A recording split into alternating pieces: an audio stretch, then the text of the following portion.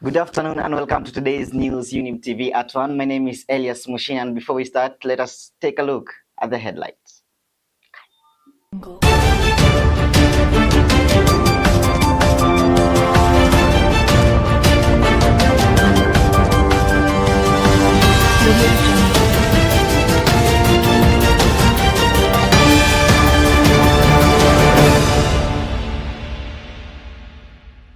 Tomorrow and by Thursday, by weekend, lazima nisikie nduru kwa kila kona, nipate masimu ya kila aina.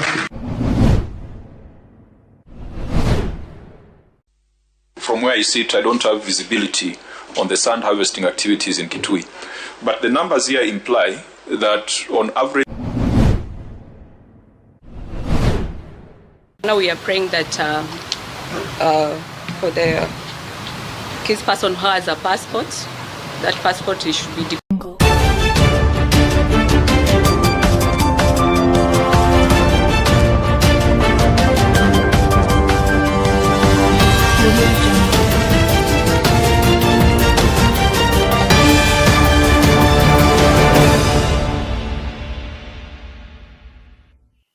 Welcome.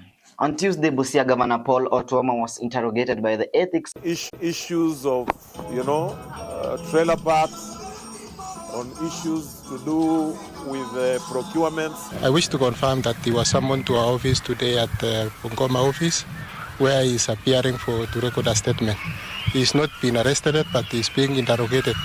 He is being writing a statement, and we are also investigating him among other 8 officials of the county government of Busia for an alleged irregularities in procurement or various projects within the county of Busia. So that as an investigative body, they'll be able to look into it and be conclusive. Some matters are not new. They are already in public domain. Some are already in the Senate through the Auditor General's reports. Some, we have been taken to court. Some are litigations in court. So these are already matters before the public. I think that is being very unfair to them because, as I told you, there are hundreds and hundreds of files here going all the way back to 2013. And I'm sure they will be in a better position to give you those answers. Because, as I told you, some of matters are going back to 2013 up to current. The Senate Public Accounts Committee, led by Homa Bay Senator Moses Kajwang, interrogated Kitui Governor Julius Malombe on Tuesday regarding the inquiries raised by the Auditor General concerning the collection of revenue and sales from the sand harvests. The Kitui County Administration asserted that it receives an average of 20 lorries daily, claiming that was challenged by the committee. From where I sit, I don't have visibility on the sand harvesting activities in Kitui. But the numbers here imply that on average you collect from 5 trucks a day. Now, so for the people of Kitui and the county as vast as it is it the reality that it's just about 5 trucks that transport sand? Or is it that some trucks pay and that money is never recorded? What we have established, the county government of Kitui is not the one which collects the 6,000 or any employee of ours. It is CBOs which existed before 2022 and before we put this act together and enacted it. You cannot tell this committee, you cannot tell the people of Kitui that there are days that you don't even get a truck ferrying sand from Kitui rivers. This is a matter that everybody now in Kitui today is actually glued on their TVs to hear your answers on the matter of cess from the sand in Kitui rivers. Please, for the sake of those people, just say the truth. The government has declared a renewed security initiative targeting cattle rustling and banditry in Isiolo, Samburu, and Meru counties, with the operation scheduled to commence immediately. Interior Cabinet Secretary Kipchumba Murkomen, addressing a security meeting in Isiolo on Tuesday, stated that the multi-agency operation will include the Kenya Defence Force, the National Intelligence Service, These agencies will collaborate closely with the National Police Service to eliminate bandits and dismantle the criminal networks functioning in the areas. Tomorrow and by Thursday, by weekend, lazima nisikie nduru kwa kila kona, nipate masimu ya kila aina, ndio nijue kwamba hiyo uchungu imepatikana. Hiyo operation itakuwa chungu, itakuwa ina target bandits wenyewe, wale wanawapatia pesa ya kununua bunduki, wale wanawapatia pesa ya kununua risasi, wale ambao wananunua ng'ombe directly kutoka hawa wakiwapatia pesa ya kuendelesha hiyo kazi. Tutakuja sisi wote hapa kama vile waziri wetu amesema, tutalete vifaa zetu hapa. Mtu asianze kulia ule yako kwa hiyo resource huko, ule yako kwa hiyo mlima ingine, hiyo anafichana mahali hiyo ingine, hapana lia kama sisi tunafika hapo. Officers who have overstayed in this place and they have become complacent. Wamezoeana, wako na marafiki, wako na networks na watu ya hapa, wanaogopa kiongozi huyu na kiongozi yule. On to other stories, 2 Turkish nationals implicated in a gun-related incident involving a governor and his aide 2 weeks ago in Kilifi County has officially been charged. One of the individuals, reported to be Tycoon, faced charges in Mombasa court for allegedly being affiliated with the Al-Shabaab terrorist organization and other terrorism-related offenses, including the unlawful possession of a firearm. Osman Erdik was presented before senior resident magistrate David Odhiambo and charged with membership in a terrorist group in violation of Section 24 of the Prevention of Terrorism Act 2012. Now we are praying that for the case person who has a passport, that passport should be deposited to the court until the conclusion of the matter. The first accused person shall be released on a bond of 1 million with a Kenyan surety. Second accused to be released on a bond of 500,000 with an alternative cash bill of 200,000, and 2 contact persons accused to have their passports continue being deposited in court. These charges are fake with respect, and we shall show so during the hearing. Under our constitution, Your Honor, an individual cannot be in custody for 23 days. These people have been in custody for 23 days. The refugee passport is here in Mombasa court.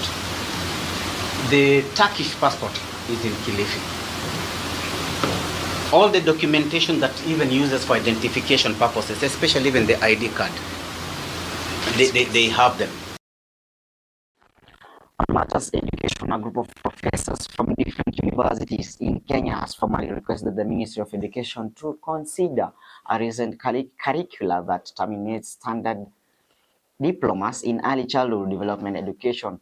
This directive, issued by Basic Education Principal Secretary Professor Julius Bitok, consolidates early childhood and primary teachers' education programs into one course, raising concern among educators, students, and county governments where ECDE is implemented.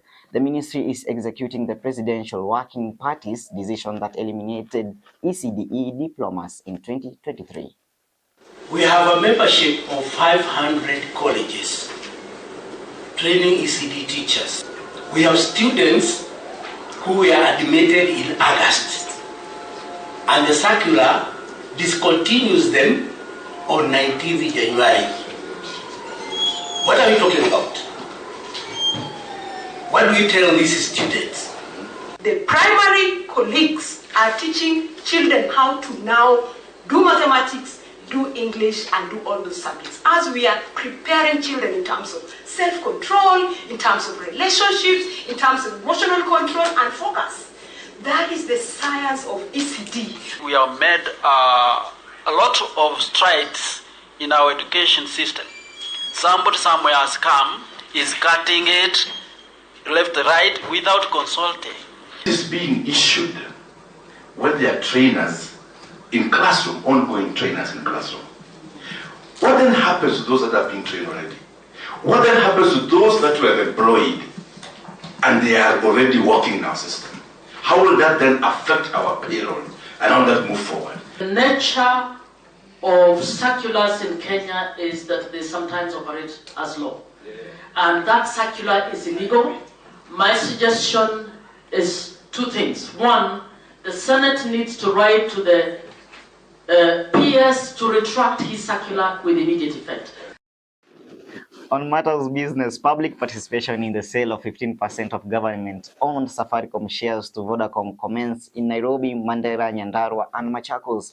Citizens expressed their opinions regarding the 200 billion shillings agreement intended to finance infrastructure, voicing concern about government distrust, national sovereignty, corruption, and the possible misappropriation of funds.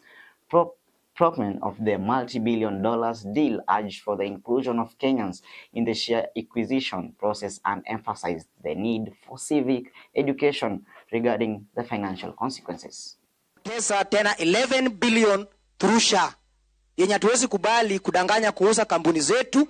Tunaamini aje sisi pesa zitatusaidia ama zitajenga zile barabara. Kitu ingine, hizi barabara it is not a priority. Kuna masomo yenye inaenda ikienda chini, kuna health yenye isingatiwi. Sizungumzii utendakazi peke yake, nazungumzia vile vile siri hasa za nchi yetu ambazo ziko ndani ya Safaricom. Price of 34 which has been put there, I guess Safaricom being a very growing company, maybe in the next 1 year, those shares will be even 50 shillings. To Kenyans, give out a public outplea that you need money and let Kenyans buy those shares. We want to construct roads. What I could propose, my opinion is, let them identify those right people who can construct good roads, maybe putting water, electricity and whatever, because of transparency. Sisi kama watu wa boda zingine na tuchanganya, si ndio? Lakini kuna mtu alitufundisha hapa, na mheshimiwa alipofika pia akajaribu kutufundisha, at least kuna jambo tumeweza kuelewa, moja au mbili. Nikiona ni mambo ya development, hiyo najua ni 100% hiyo pesa inaenda kufanya hiyo kazi.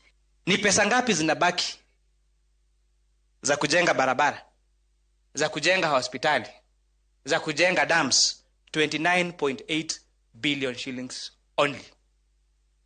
The truth is, we have been living a lie all this time.